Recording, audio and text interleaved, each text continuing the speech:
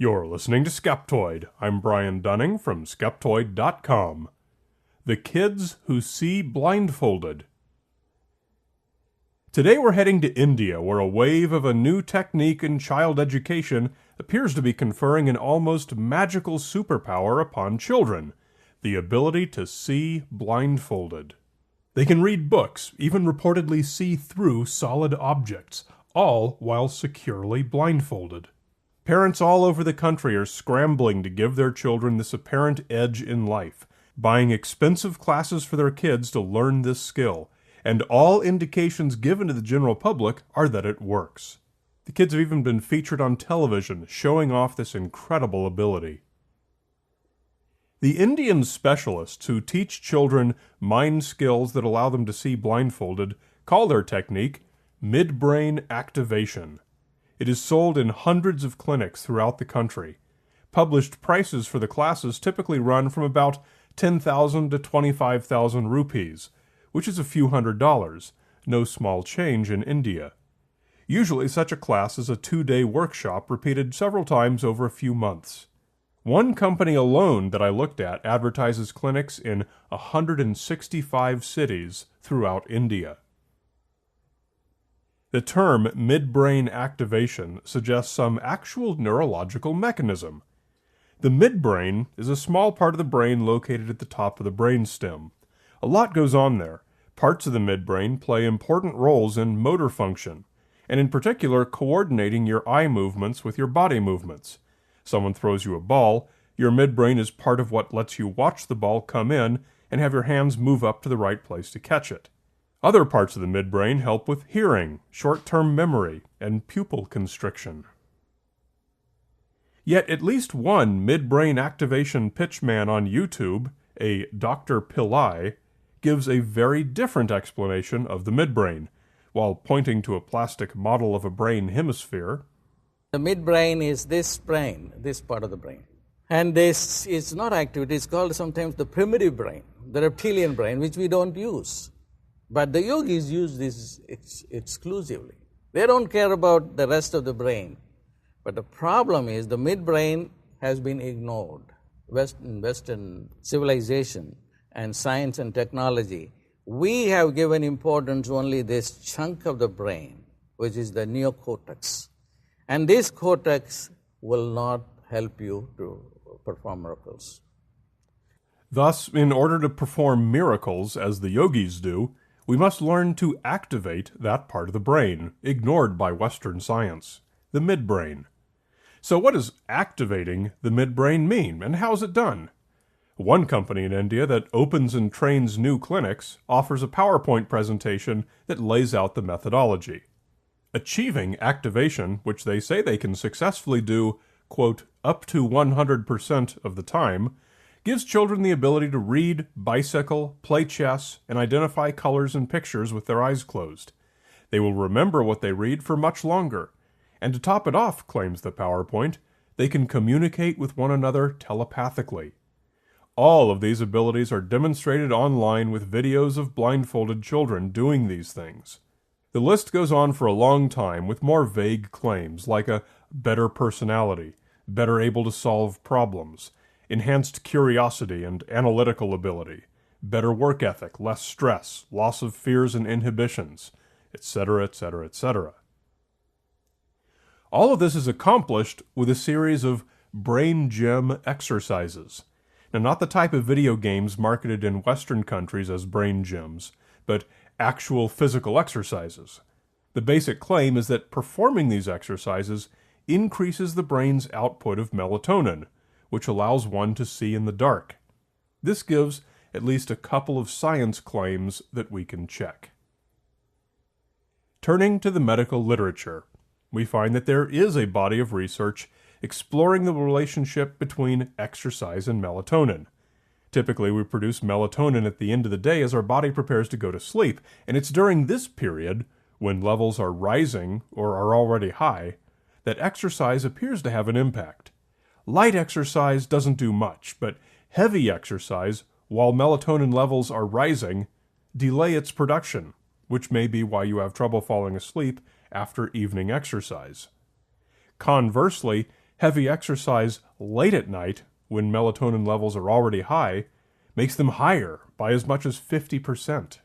So you should have an easier time falling asleep after late night exercise.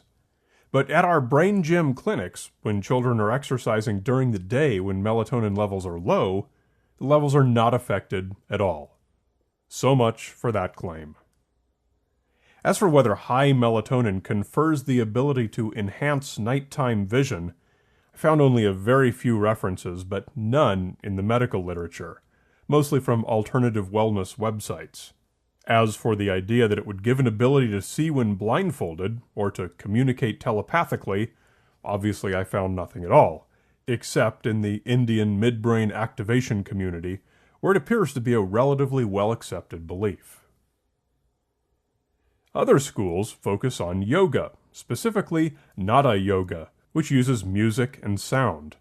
The claim here is that the audio vibrates the brain, and those vibrations are what activates the midbrain. Since activate is just a word they're using with no solid definition, it's not really something that can be tested or verified. But enough about the proposed mechanism. The real question is, does it work? Can these children actually see that which is not visible? Indian skeptic Narendra Nayak has long been at the forefront of debunking the blindfold seeing trick. And debunking is really the only word to use here. Unlike some other mysterious phenomena, there's nothing interesting to learn about the trick of seeing while blindfolded. Children are simply looking down through the gap on either side of their nose, the blindfolds having all been affixed in such a way as to permit that. Whenever controls are applied, such as asking the children to read something inside a sealed container, or putting on a blindfold with no gaps to see through, the ability always disappears. Always.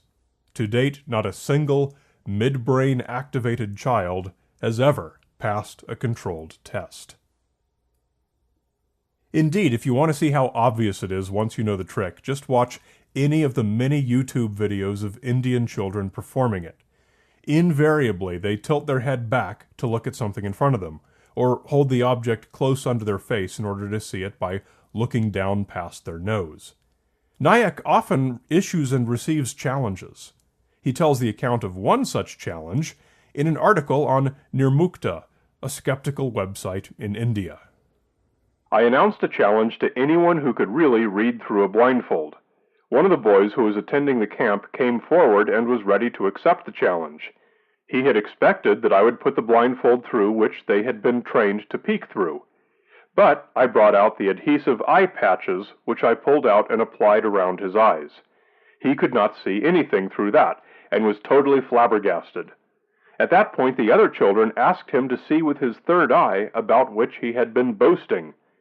He admitted that he was peeking, and that he had been told by the midbrain activation instructors that the secret should not be revealed to anyone, as it is a professional secret like that of the magicians. His parents, who were from a place near Mangalore, had spent 60,000 rupees, which is almost $1,000 US, on sending him and his younger brother to Mumbai for midbrain activation. He had lied to them, too, because he thought that they would feel that all the money had gone to waste.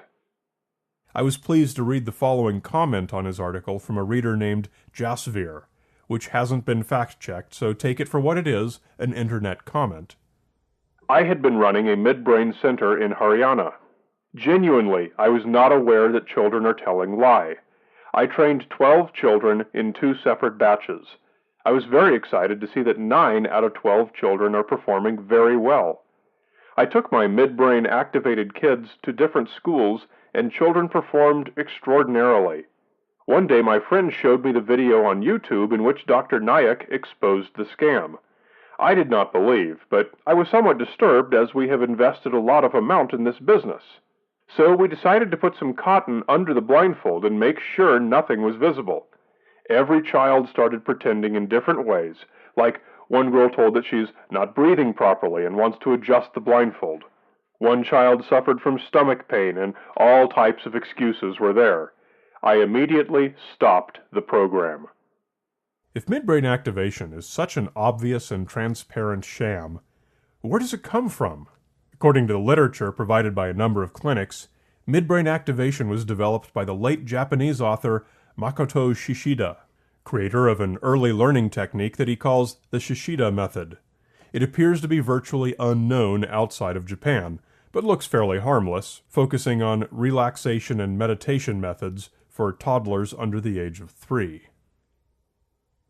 Shishida is almost always referred to as Professor Shishida, though he had no known academic affiliation. The midbrain activation literature also describes him as a Nobel Peace Prize winner. Interested, I went online to learn more about this. However, I was quickly stumped.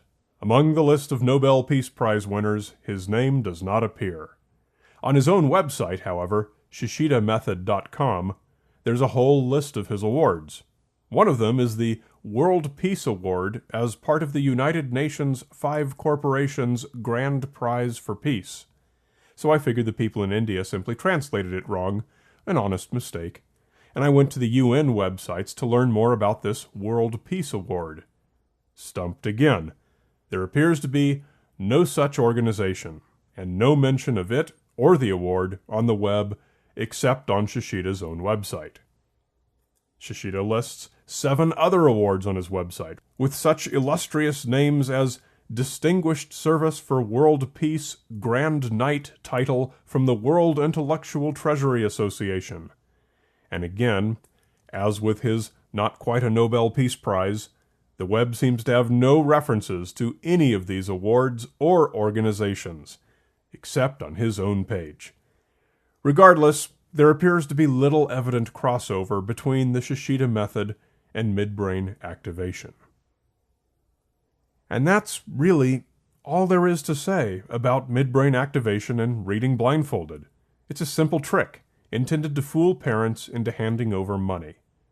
Every parent wants their child to succeed, and in a culture like India, where rationalism is hard to come by, such parents make easy marks for scammers. Kudos to the Nayaks of the world who have the energy and the resilience to continue fighting the fakers. I want to introduce everyone to my newest live show, The Age of Misinformation. How to recognize it, why so many of us are quick to believe it, and what we can do about it. To book it or see it, come to Skeptoid.com and click Live Shows. You're listening to Skeptoid, a listener-supported program. I'm Brian Dunning from Skeptoid.com.